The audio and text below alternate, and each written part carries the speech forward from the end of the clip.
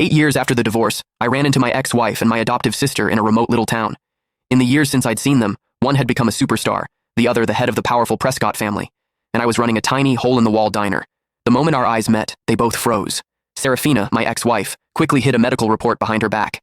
Isabel, my sister, slipped a limited-edition watch she'd bought for her brother into her pocket. I calmly finished packing the takeout order and handed it to them with practiced courtesy. "Here you are, ladies." The formal, distant address seemed to rattle them.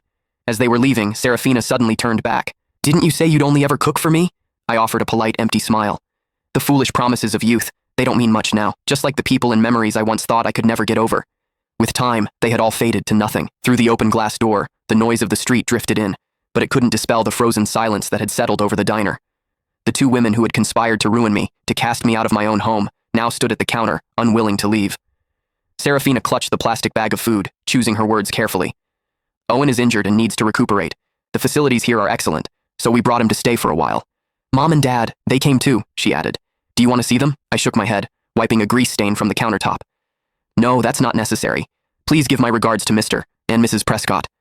I paused, then added, "Actually, it's probably best you don't mention me at all.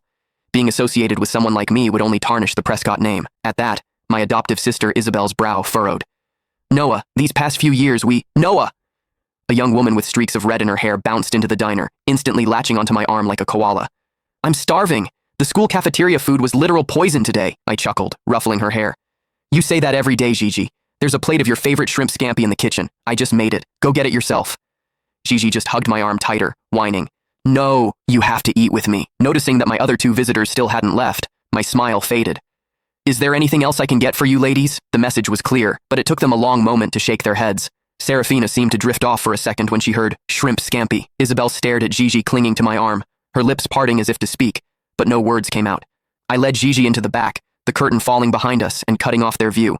When I came out again, they were gone. "Hey," Gigi said around a mouthful of shrimp. "Did you know them? They weren't here to cause trouble, were they? I've seen them on TV. One's a huge celebrity, the other runs the Prescott Corporation. They're kind of a big deal." I placed another shrimp in her bowl. "Just regular customers," I said with a light laugh. "If I knew people like that, do you think I'd be running this little diner?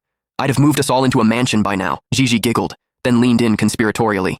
"I heard that Superstar's husband is the one who's sick. The whole family came all the way out here just to take care of him. Must be nice, having that many people who care about you." I said calmly, wiping a grain of rice from the corner of her mouth. "Oh, I knew exactly how much they doted on Owen Prescott. 8 years ago, for his sake, one of them had publicly accused me of slander and assault, sending me to prison. The other had announced to the world that I had taken my own life out of guilt, personally ensuring I was erased from." Click the link in my bio to get the full story for free.